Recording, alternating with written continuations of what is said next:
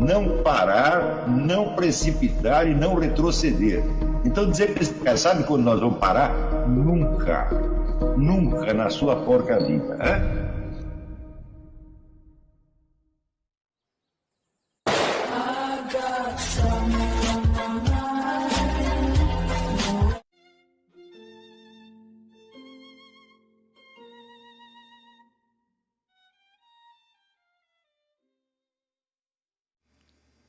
E aí pessoal, tranquilo? Então vem aqui antes do vídeo começar, pedir para vocês se inscreverem, quem não for inscrito, compartilhar, curtir, comentar. Quem puder seja membro do canal, que isso ajuda bastante. Tem também o link do Apoia-se. Quem puder ajudar nosso canal e apoiar financeiramente vai ser muito bem-vindo. Mas o mais importante é transmitir o conteúdo e os conhecimentos do professor Olavo de Carvalho para mais e mais brasileiros. Então compartilhe e ajude aí nossa causa. Muito obrigado a todos os membros, apoiadores do canal. Fico muito feliz. Tenho certeza que a gente está no caminho certo. Então fiquem com o vídeo e até mais. Valeu! Para se fazer nesse O brasileiro gosta muito de discutir, de xingar, essa coisa toda, né? Em 86, quando eu estive aqui a primeira vez, eu conheci um sujeito chamado Whittle Perry, que é um estudioso da religião, tal, um homem eruditíssimo, tal, e ele andou um tempo no Brasil e ele olhava e falava: "It's a very nervous people." Ele tinha razão, é todo pessoal muito nervoso. Tá. Então, como você disse, estão gastando energia. Agora tem uma segunda pergunta que eu tinha que te fazer. Antes da gente começar aqui, você está conversando aqui, você se autodefiniu como um conservador britânico. Então, me diga, para nós encerrar aqui, qual é a diferença entre o conservadorismo britânico, na sua perspectiva, e o que o pessoal chama de liberalismo, ou o que chama de direita no Brasil? Bom, assim, hoje os liberais brasileiros nem gostam de se enquadrar como sendo de direita, né? Eles nem gostam de usar essa clivagem ideológica. No meu caso, o conservadorismo britânico não é uma categoria política. Quer dizer, qualquer conservador britânico que não esteja envolvido na política formal, ele vê o conservadorismo como um espírito, como uma disposição, para usar o termo de Michael Oakeshott, né, uma disposição conservadora, né? E essa disposição conservadora, ela procura um equilíbrio entre os vários princípios e valores e ideias que eventualmente se tem, que elas ficam num plano horizontal e não é num plano hierárquico, por exemplo. Então você não coloca a liberdade ou a ordem como se fosse uma escadinha, né? Isso tudo tem que estar num mesmo plano. Então ordem, liberdade, livre mercado, isso tudo eles têm que estar no mesmo plano, porque se houver um desses princípios ou valores acima, vai perturbar ou desorganizar essa ordem que é tão cara aos conservadores. E a perturbação dessa ordem pode causar qualquer coisa em termos de aplicação política ou em termos de criação de uma ideologia política, que vai fazer com que seja tudo menos conservadorismo. A história que eu estava contando, que está no livro do Roger Scruton, que é o livro The Meaning of Conservatism, né? Lançado em 1981, que é uma grande crítica que ele faz, um grande ataque à postura do Partido Conservador britânico na época, porque ele achava que o Partido Conservador, a partir da ascensão do grupo do qual fazia parte a Margaret Thatcher, estava colocando a liberdade de mercado acima de todos os outros princípios, valores e defesas pontuais, seja a liberdade... Seria mais liberalismo no sentido brasileiro da palavra, né? Mas, assim, o liberalismo clássico, você tem uma ideia de que as liberdades são um grande componente, né, da vida humana, da vida individual. Então você tem liberdade individual, liberdade de mercado. Falando do brasileiro ser muito nervoso, todo mundo se sentiu ofendido com tudo. Um dia eu escrevi um artigo dizendo que, como conceito descritivo, a ordem prevalece sobre a liberdade, porque a liberdade é um elemento da ordem, e não a ordem é um elemento da liberdade. Ou seja, existem ordens que têm mais liberdade e ordens que têm menos, mas de qualquer modo, você descrever uma sociedade é descrever uma ordem e não descrever uma liberdade. Imediatamente todo mundo achou que ele está a favor da ordem e contra a liberdade. Tem uma coisa muito séria no Brasil. Eles não são capazes de distinguir um conceito descritivo de uma proposta política. Essa herança, bom, você tem um problema primeiro de falta de formação, até daquilo que sejam liberais ou conservadores ou libertários, estou falando de uma parte deles, esses que reagem de forma muito agressiva e confundem valores e princípios e defesa de ideias ou de projetos políticos. Mas essa coisa da ordem é uma coisa muito complicada ainda para o brasileiro, porque nós temos uma herança positivista muito forte. E ordem está na bandeira. Na bandeira, exatamente. Né? Então, quando você fala em ordem, você fala publicamente no Facebook, por exemplo. Se você fala de ordem, ninguém vai imaginar que você está tratando de uma ordem hegeliana, por exemplo. Né? Ninguém sabe qual é o capital intelectual que você tem na hora que você trata de ordem. Então, nessa confusão, por qual é a ordem? Não, é a ordem que eu acho que é. Né? E nessa de eu acho que pode ser a ordem positivista, pode ser a ordem qualquer que seja. E eu acho que muitas brigas que se dão nas redes sociais, qualquer que seja pelos blogs, é uma falta de entendimento sobre o que o outro quer dizer. Né? Sim. E isso pode ser... Você tem razão, na hora que eu falei esse negócio da ordem, eu não lembrei que estava na bandeira.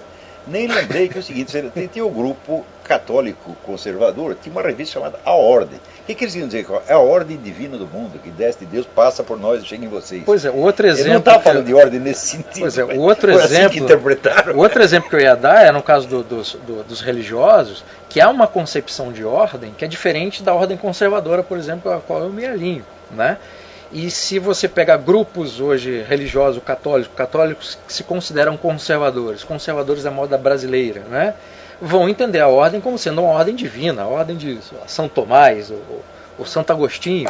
Há uma concepção de ordem. Então, se você falar ordem sem explicar exatamente qual é aquela ordem, né, quando você fala com um par seu, que já sabe de antemão qual é o instrumental teórico que você tem e sobre o qual você se manifesta, é fácil, né? Porque você está falando com um par, com um igual. Quando você fala de ordem num Facebook ou num Twitter, né? Você tem um monte de gente, dentre os quais um monte de maluco, né? Que sequer sabem o conceito de ordem no dicionário. Eu não estou falando nenhuma coisa mais refinada. Sim, não sabe nem a ordem de matemática. Matemática é querer demais, né? Mas é isso, eu acho que muitas dessas confusões que se dão é por falta de entendimento sobre o que o outro quer dizer. E aí há dois problemas. Há o problema daquele que escreve e por uma razão ou outra não explica qual é o conceito que ele está trabalhando, porque acha que aquelas pessoas que estão lendo vão entender aquela ordem. E há do outro lado aquelas pessoas que sequer param para pensar, mas peraí, que ordem é essa que ele está falando? O senhor poderia me explicar? Nem me pergunta. O senhor poderia explicar qual é a ordem que o senhor está tratando? Quer dizer, é uma coisa de aprendizado. Assim, eu vou falar por mim, mas eu gostaria muito que todas as pessoas fossem assim. Toda vez que eu não sei uma coisa, a primeira reação que eu tenho é ou perguntar diretamente à pessoa que está falando sobre aquilo, ou procurar os autores que ele leu. Né? Porque eu quero aprender, aquilo não me interessa. Porque se eu fosse perder todo o meu tempo, quer dizer, do meu dia, as horas que eu tenho, para ficar batendo boca no Facebook ou no Twitter, ou qualquer que seja, por aquilo que eu não sei o que é, eu não vou fazer nada. Né? E essa coisa de você se recolher para poder aprender, se manifestar pontualmente sobre aquilo que você sabe parcialmente, porque o seu conhecimento, quer dizer, eu tenho 37 anos, o meu conhecimento hoje não é igual ao quando eu tinha 20 e não vai ser igual quando eu terei 60 anos. Né? Se lá chegar, espero que chegue aos 82 pelo menos. Então a minha concepção, por exemplo, de ordem hoje é uma concepção limitada, dado o que eu quero aprender até os 80. Né? Então essa coisa da humildade intelectual, que muita gente fala e pouca gente pratica, eu acho que deve ser mais exercida. Né? Eu acho que isto deve ser a conquista fundamental para esta geração no Brasil. Vocês aprenderem a humildade intelectual, o que é honestidade, o que é honradez intelectual, a modéstia intelectual. Pô, já será um grande avanço. Se aprender só isso, já está bom. Mas é preciso ter um amor pelo conhecimento. Arrisca interpretações, eles veem uma palavra, a sua palavra cria uma evocação na cabeça deles, eles já criam toda uma constelação interpretativa e já colocam você lá dentro. Você vê no verbete da Wikipédia, está lá Olavo de Carvalho. Olavo de Carvalho introduziu no Brasil as obras de René Guénon e Júlio Zévola. Falei, eu? Hã? Quando eu cheguei aí, os caras já estavam fazendo 40 anos, tem tradução dos caras do Brasil, né? Então o Fernando, até esqueci o nome, Fernando, não sei das quantas, que traduzia. Já tinha Círculo Guénoniano, tinha um bando de gente. Eu fui o último a entrar na história. E esse verbo introduziu é péssimo, né? Introduziram o Júlio Zévola. Bom, o Júlio Zévola para mim era um maluco de gênio, era um gênio, mas é completamente doido. Né? eu não recomendo nem que leiam os livros dele. Falou, primeiro você chega aos 65 anos, adquira a boa forma, daí você lê o Júlio César, porque você vai conseguir separar alhos de bugalho, que nem ele sabia, coitado. Né? Então aparecem essas coisas. Quer dizer, o cara é conservador, então... Né? E suposições, você vê, com base na... O Olavo é conservador, então ele deve ser um pater familias autoritário. Daí fizeram aquele filminho, aquele vídeo, muito engraçado, aliás, em que um personagem que seria eu chega em casa e descobre que a filha está grávida. Né? E daí descobre que o sujeito, né, que a engravidou é um pé rapado, trabalha num posto de gasolina, não tem dinheiro nem para comprar cigarro, e daí o cara dá uma explosão. Né? E os caras acreditam que aqui deve ser o Olavo, deve ser mais ou menos assim. Eles não têm a menor ideia.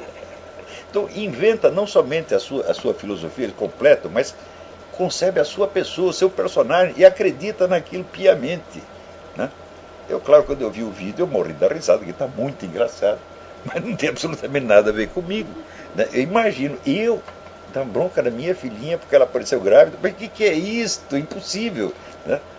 Mas os caras que inventam mesmo. E essa facilidade que você tem para publicar opinião, e eu não estou aqui dizendo que eu sou contra essa liberdade nem essa facilidade, eu apenas estou apresentando o quadro, né? A facilidade que hoje qualquer um tem de expressar aquilo que sente, faz com que as pessoas expressem aquilo que sentem, não aquilo que sabem ou aquilo que podem saber, né? Há uma diferença muito grande entre você reagir de forma apaixonada e você escrever de forma racional sobre qualquer assunto, né? E o que mais se vê nessas redes sociais é uma defesa apaixonada sobre alguma coisa que, se você perguntar, a pessoa não sabe o que é. Pôr para fora, eu disse, isso é a concepção flatulencial do pensamento. Né? Pôr para fora é fácil. Agora, eu acho que, a não ser que você queira dar mais alguma mensagem aí, acho que podemos encerrar por aqui. Se vocês tiverem perguntas para o Bruno, no sábado que vem ele ainda estará aqui, porque será o encerramento da nossa conversação, o qual será transmitido para você neste horário. Só que vai estar também o Ângelo Monteiro, o Albriguei e os outros. Né? Mas se tiverem perguntas para ele, vocês guardem para a semana que vem, né? Porque hoje já está tarde. Eu agradeço demais a presença, é uma grande alegria ter você aqui. Espero que volte outras vezes. Não, eu que agradeço o convite, foi ótimo falar. E quem quiser saber um pouco mais sobre o que é conservadorismo britânico, sobre o que é ou sobre o que eu entendo, é visitar meu blog, brunogarchagen.com. Eu estou sempre publicando texto de autores conservadores britânicos, não de Pindamonhangaba. E não tenho nada contra Pindamonhangaba, pelo amor de Deus. Então, obrigado. Tá bom, então até a semana que vem. Muito obrigado a todos.